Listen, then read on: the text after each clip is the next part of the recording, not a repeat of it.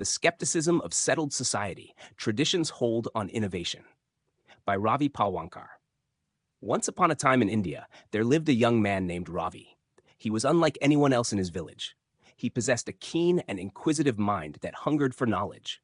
He lived in a place where the roots of ancient civilization ran deep, a land where mathematics, sutras, zero, and pure science had once thrived. But in his time, Ravi couldn't help but notice that the spirit of modern scientific innovation, useful for the common citizens, seemed to have dwindled. This became even more apparent when he learned that China had filed a staggering 4.21 million patents in a single year, while India had filed only 66,000.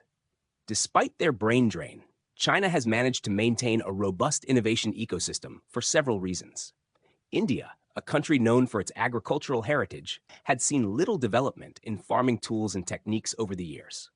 This realization sparked a journey of inquiry and transformation for Ravi. Ravi's journey began at a young age with a simple desire to improve the lives of his fellow Indians. He had spent days toiling under the scorching sun, innovating farming techniques and experimenting with ways to make farming more efficient while staying in his farmhouse and eating whatever was available on the remote farm. One evening, after days of nonstop work, Ravi returned home and approached his mother with a request.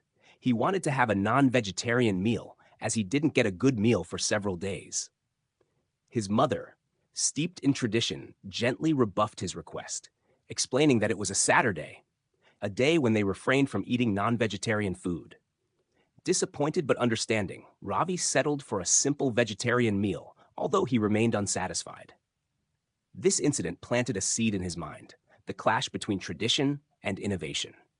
Ravi delved deeper into the traditions and practices of his society. He realized that many ancient innovations, such as yoga, mantras, tantras, acupressure, and acupuncture, had thrived when individuals distanced themselves from conventional life. These pioneers, saints, sages, sought solace in remote places like the serene Himalayas to practice and refine these ancient arts. For instance, one person might practice a yoga posture for an extended period, noting its positive and negative aspects. Over time, a compiled list of all yoga postures became readily available. These pioneers often faced skepticism and were labeled as eccentric or ascetic, as the settled locals did not readily embrace their ideas. They insisted that these innovators first prove themselves by making a living before suggesting new concepts. The so-called settled people refrained from giving their daughters in marriages to them. As Ravi delved further into his society's history, he uncovered another intriguing aspect: polygamy. In those times, a man who aspired to have more than one wife had to be born into an aristocratic family or amass great wealth. Ordinary farmers like Ravi did not have these privileges. Instead, they often found themselves trapped in a vicious cycle of debt to wealthy landowners, known as thakurs or sawakars, moneylenders. The talkers lent money to farmers during times of hardship, charging exorbitant compound interest rates. Over time, the interest would compound, leaving the farmers enslaved to their own lands. The Thakurs and Sawakars enjoyed the benefits of polygamy with the farmer's family, while he toiled as laborer in debt in his own land. This practice diverted people's focus from innovation to mere survival as they struggled to repay their debts.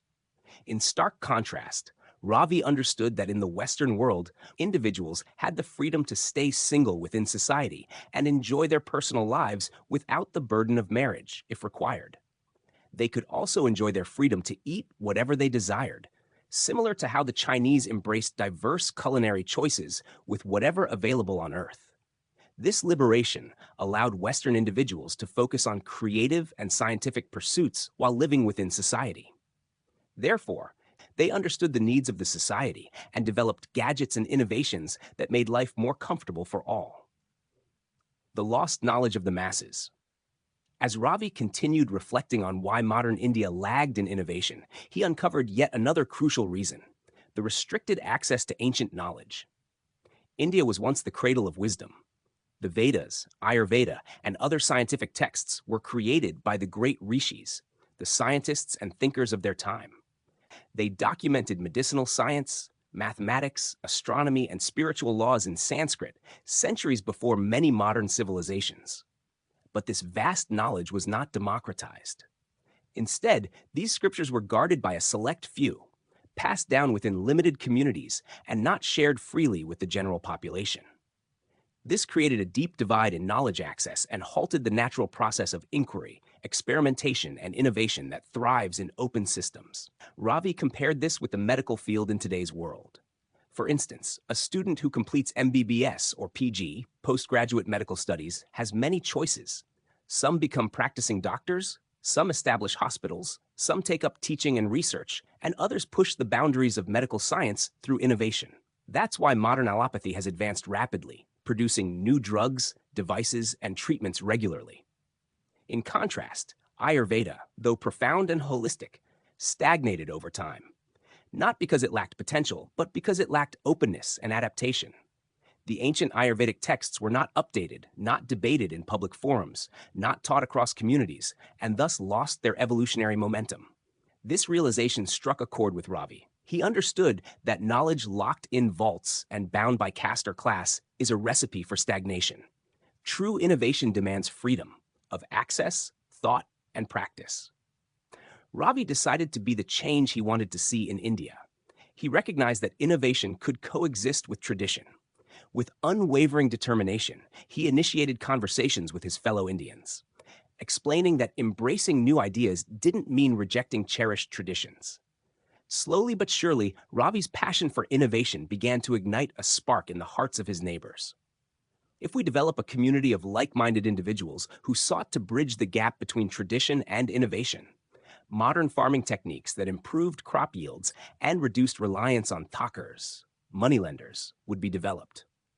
Create a platform where young minds could explore their scientific curiosities while respecting their cultural heritage. As years pass, India will transform into a hub of innovation, where tradition and progress would walk hand in hand. The young minds will no longer feel the need to escape to remote places or compromise their ideals for the sake of survival. India will then become both stewards of their heritage and pioneers of the future.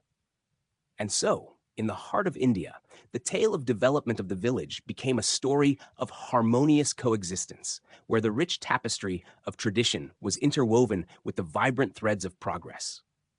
The spirit of scientific innovation once again thrived, proving that in the embrace of change, a brighter future could be born while preserving the essence of the past. Regards, Ravi Palwankar Thine, Maharashtra, India.